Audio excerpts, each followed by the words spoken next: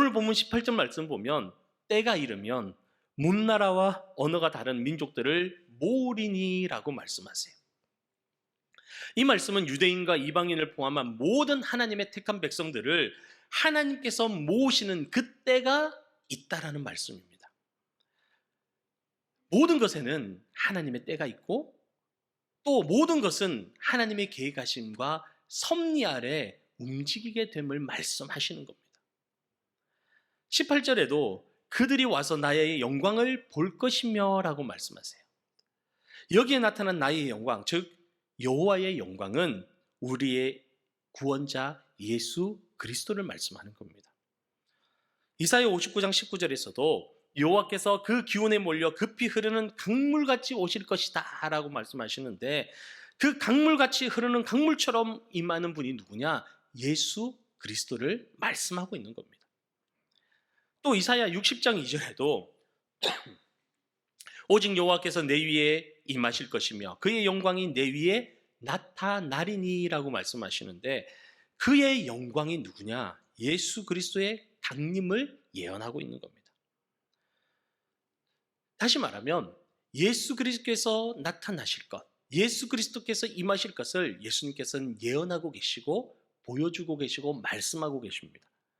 다시 말하면 예수 그리스도께서 오신다고 말씀하시는 거예요. 여러분, 이 세상의 모든 역사가 사람들에 의해서 움직인다고 우리는 생각할 때가 있습니다. 그리고 세상 사람들은 그 권력자들에 의해서 역사가 움직인다고 생각을 합니다. 그러나 사실은 하나님에 의해서 역사는 움직이고 있습니다. 더 분명히 말씀드리면 하나님의 말씀인 성경을 중심으로 그 말씀이 성취되며 흘러가고 있는 겁니다. 그렇기 때문에 17절에 나의 영광을 볼 것이며 라는 이 말씀 역시 모든 열방이 메시아의 영광을 목도하게 될 것이라는 성취될 예언적 말씀인 겁니다. 이렇듯 하나님의 때가 이럴 때에 세계 만민을 불러 모으고 하나님의 영광이신 예수 그리스도를 나타내신다라는 거예요. 그리고 예수님을 불신했던 자들은 심판을 받고 그때의 믿음의 성도들은 하나님께서 찾으셔서 구원하여 주시는 줄로 믿습니다. 그 구원자가 바로 여러분인 줄로 믿습니다. 그러므로 예수 그리스도를 영접한 우리는 그때가 이르기 전 하나님이 우리에게 주셨던 그 사랑, 그 은혜를, 그리고 예수 그리스도의 그 놀라운 복음을 세상 사람들에게 전하면서 하나님의 영광을 드러내야 하는 거예요. 그게 여러분의 사명이에요. 그게 여러분이 이 땅에 살아가는 이유라는 거예요. 여러분, 그날이 우리에게는, 예수 그리스도를 믿는 우리에게는 주님의 영광을 보는 기쁨의 날이잖아요. 최고의 날이잖아요.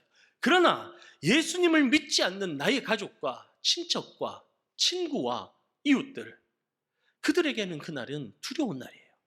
심판의 날이에요. 끔찍한 날이에요.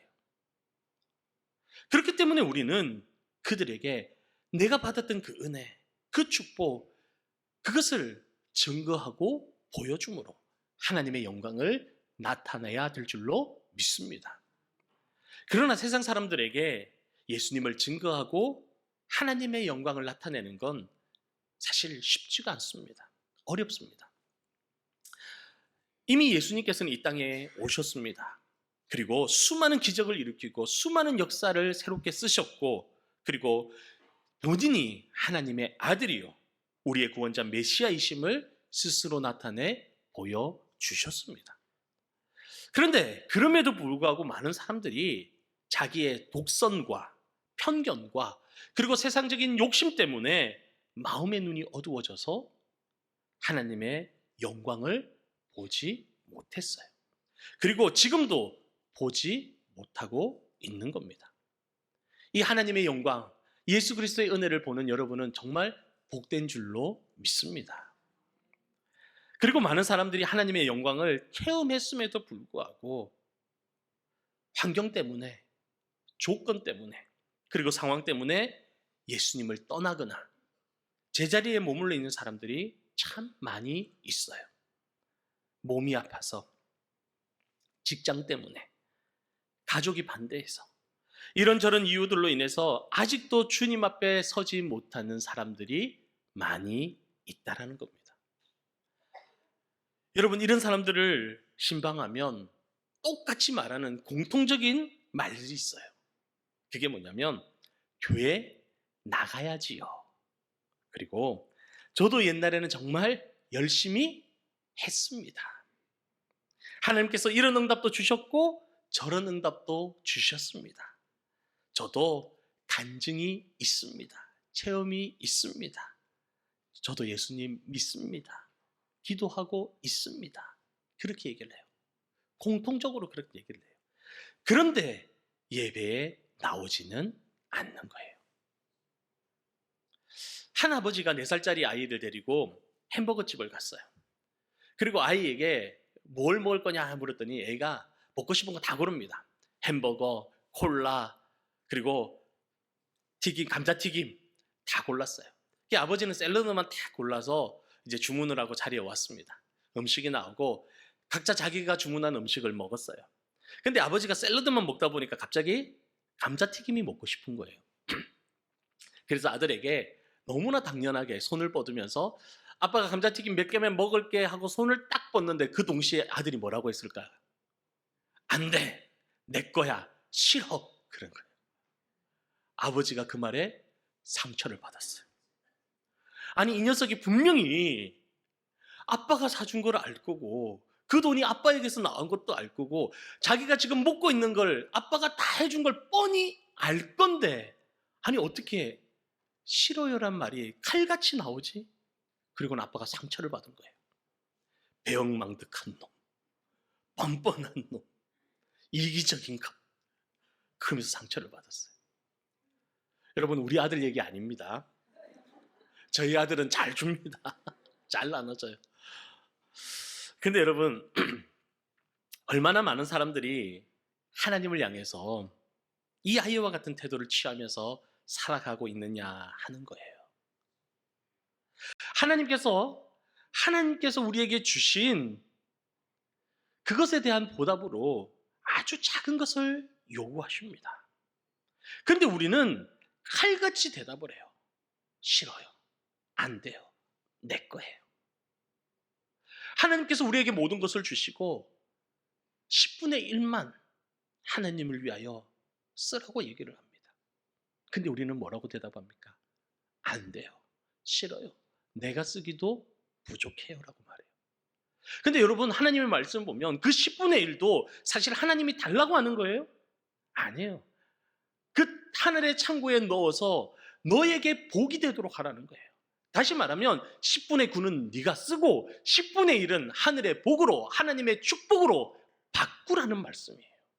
근데도 우리는 그 눈에 보이는 걸 놓기 싫어서 안 돼요라고 말해요. 하나님께서는 우리에게 주신 365일 중에 52일만이라도, 아니 단 52시간만이라도 하나님 앞에 예배자로 서라고 요청하십니다. 그런데 우리는 이런저런 이유로 하나님 앞에 칼같이 대답합니다. 싫어요. 안 돼요. 바빠요. 너에게 생명도 주고 건강도 주었으니 하나님의 일을 위하여 조금만 헌신하고 봉사하라고 말해도 우리는 바쁘다고 얘기합니다. 힘들다고 얘기합니다. 싫다라고 얘기를 합니다. 여러분, 4살 아이는 그렇게 말을 해도 성장하고 성숙할 여지가 있지만 만약 14살에도 40에도 80에도 그렇게 살아간다면 그 사람은 하나님의 은혜를 모르는 거예요. 아는 것처럼 보이고 아는 것처럼 행동하지만 실제는 하나님의 은혜를 모르는 사람이라는 것입니다. 다시 말해서 자신이 아무리 은혜를 받았고 열심히 봉사를 했었고 간증이 차고 넘친다고 할지라도 지금 하나님께서 요청하실 때에 싫어요라고 대답한다면, 그렇게 말하고 있다면 나는 그 은혜를 모르는 사람이라는 것입니다. 여러분, 우리 하나님 앞에 나오지 못할 이유는 사실 너무나 많습니다. 여러분, 오늘 이 자리에 예배 드리고 있지만 여러분이 반대로 나오지 못한다고 한다면 분명한 이유가 다들 있을 거예요. 그리고 그 이유는 한 번 시작하면 꼬리를 물고 계속해서 생겨납니다. 그리고 문제는 끊임없이 일어납니다. 그러나 성도 여러분, 꼭 기억하시기를 바랍니다. 문제가 없으면 은혜도 없습니다. 한번 따라하시기 바랍니다. 문제가 없으면 은혜도 없다. 여러분, 문제가 없는 사람은 죽은 사람뿐이에요. 무덤에 있는 사람에게는 아무런 문제가 없습니다. 죽은 사람은 입을 것이 문제겠습니까? 물질이 문제가 되겠습니까? 자녀가 문제가 되겠습니까? 먹는 게 문제가 되겠습니까? 아무런 문제가 없습니다. 문제가 있다는 것은 우리가 살아있다는 증거예요. 그리고 우리는 그 문제를 주님 앞에 들고 나와서 기도하며 부르짖을 때 하나님께서 그 문제를 통하여 크신 은혜로 인도하시고 하나님의 인도하심 가운데 큰 은혜를 입게 되는 것입니다. 여러분, 한나는 오랫동안 아이를 갖지 못했어요. 그래서 그 아이 때문에, 그 문제 때문에 하나님 앞에 나가서 눈물로써 부르짖어 기도했습니다. 그리고 하나님께서는 그 기도에 응답하셔서 사무엘이라는 귀한 아들을 선물로 주셨습니다. 그 문제를 통하여 하나님의 은혜를 입은 거예요. 여러분, 베드로는 옥에 갇혀서 내일이면 죽게 생겼어요. 그러나 그 큰 문제 앞에서 모든 교회가 함께 기도했습니다. 그랬더니 하나님께서 천사를 보내셔서 옥문을 여시고 베드로를 구원해 주셨습니다. 그 문제를 통해서 살아 역사하시는 하나님을 만난 거예요. 여러분, 그러면 나는 어떻습니까? 우리는 어떻습니까? 내가 하나님으로부터 받은 그 큰 은혜를 입을 때가 언제입니까? 내 힘으로 해결할 수 없었던 문제들, 갈등들, 그 어려움들, 그것들과 하나님 앞에 나와 부르짖어 기도할 때에 하나님께서 놀라운 방법으로 역사해 주셨고 나에게 감당할 수 없는 은혜를 부어주셨던 것 아니었습니까? 그 문제 때문에 하나님을 만났고 그 문제 때문에 하나님의 손길을 보지 않으셨냐라는 거예요. 그리고 내가 해결할 수 없었던 죄의 문제, 구원의 문제, 그 큰 문제를 해결해 주신 예수님의 은혜가 너무나 커서 지금도 때로는 눈물로, 때로는 기쁨으로 주님 앞에 나오는 것 아니냐라는 것입니다. 사랑하는 성도 여러분, 우리 신앙의 가장 위험한 것은 우리의 신앙이 안전한 자리에 머물러 있을 때예요. 아무런 문제가 없다고 생각될 때예요. 여러분, 흐르는 물에는 이끼가 끼지 않습니다. 물이 썩지 않습니다. 구르는 돌에는 이끼가 끼지 않는다고 합니다. 그러나 멈추어 있는 물, 고여 있는 물은 아무리 환경이 좋아도 언젠가는 썩게 되어 있습니다. 그러니 우리는 문제없는 것을 바라보고 문제없는 것을 기뻐하고 문제없는 것을 사모하는 것이 아니라 나의 문제가, 이 문제가 바로 하나님의 은혜를 가져오는 축복의 통로이라는 것을, 기회라는 것을 깨달으시기를 바랍니다. 여러분, 어려움 속에서도 하나님의 영광을 드러내도록 내 신앙의 자리를 지켜 나가라는 거예요. 노력하셔야 된다는 것입니다. 예전에 은혜 받았었지, 예전에 열심히 했었지가 아니라 지금도 그 은혜의 자리, 그 축복의 자리, 그 사역의 자리를 지켜 나가는 자가 은혜를 받게 되는 줄로 믿습니다. 그러면 하나님께서 친히 역사하셔서 하나님의 영광을 온 세상에 드러낼 수 있도록 우리의 삶을 도와주실 줄로 믿습니다. 지금도 변함없이 응답하시고 역사하십니다. 그래서 내가 아파했던 문제들로 인하여 하나님의 크신 은혜를 보게 될 줄로 믿습니다. 그렇다면 우리의 삶에서 우리가 하나님의 영광을 드러내기 위해서 우리는 어떤 자세가 필요할까요? 어떻게 살아야 할까요? 우리가 하나님의 영광을 나타내기 위해서 우리는 얼마나 많은 시간을 가지고 있느냐, 내가 얼마나 많은 시간을 가지고 있느냐, 이것은 사실 그렇게 중요한 문제가 아닙니다. 사람들은 얘기를 합니다. 목사님, 시간이 별로 없습니다. 제가 출근해야 되고, 제가 이런 일을 해야 되고, 이런저런 일들로 인해서 제가 시간이 별로 없습니다. 시간을 얼마나 가지고 있느냐를 가지고 얘기를 해요. 그러나 정말 하나님이 원하시는 것은 얼마나 많은 시간을 가지고 있느냐가 아니라 하나님께서 맡겨주신 시간을 어떻게 사용하고 있느냐, 그것이 중요한 것입니다. 여러분, 내가 돈을 많이 가졌느냐, 물질이 많으냐, 세상 사람들은 그게 중요하지만 하나님에게서는 하나도 중요한 게 아니에요. 하나님은 나에게 맡겨진 그 돈을 가지고 어떻게 살아가고 있느냐, 그걸 보시는 겁니다. 오늘 점심 식사를 대접하는 이 가정, 저는 누군지 알잖아요. 참 귀한 가정이에요. 하나님께 주신 물질을 가지고 성도들을 위해서, 교회를 위해서 어떻게 섬길까 늘 바라보시면서 항상 정기적으로 섬기세요. 여러분, 돈이 있다고 섬기는 게 아니고 시간이 있다고 섬기는 게 아니에요. 없어도 하나님의 마음이 있는 사람이 섬깁니다. 없어도 하나님께 마음이 있는 사람이 봉사하는 겁니다. 여러분들도 늘 대접하고 섬기는 하나님의 축복의 사람이 되시기를 주님의 이름으로 축원합니다.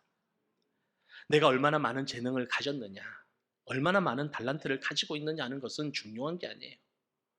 좋은 달란트, 탁월한 재능을 가지고도 삼손처럼 하나님의 영광이 되지 못하는 사람들이 얼마나 많은지 모릅니다. 그러나 아주 적은 재능을 가지고 있어도 그것을 유익하게 사용하는 사람이 있어요.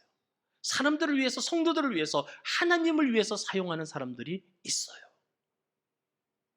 그래서 하나님의 영광을 나타내는 사람들이 있다라는 겁니다. 또 내가 건강한 몸을 가지고 있다는 것이 중요한 게 아니에요. 내가 그 건강한 몸을 가지고 어떻게 하루하루를 살아가고 있느냐, 어떤 삶을 살아가고 있느냐, 그것이 중요한 줄로 믿습니다.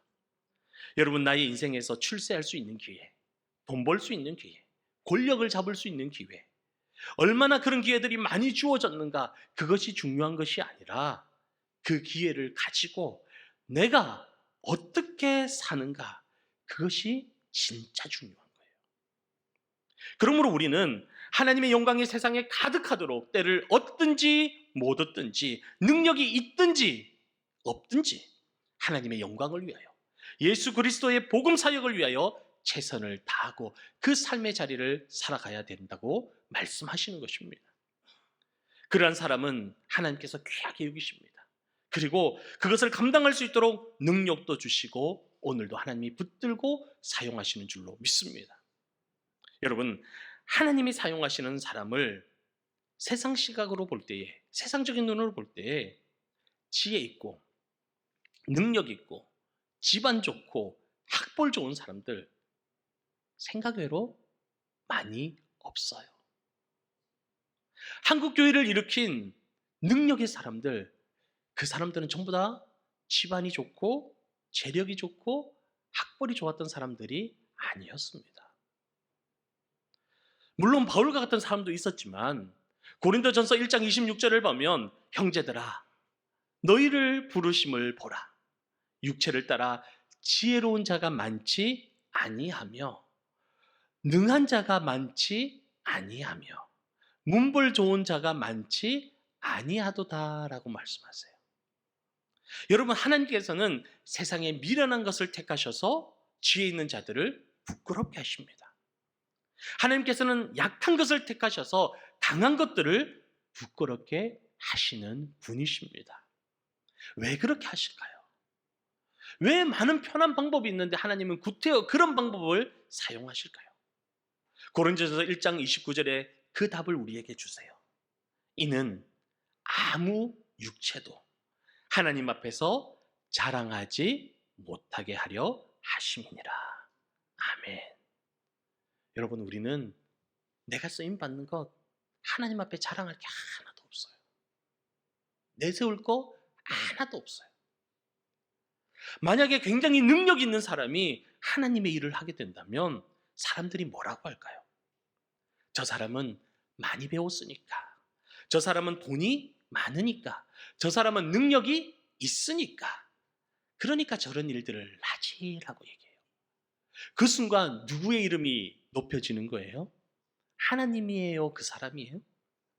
그 사람이 이름이 높여지는 거예요.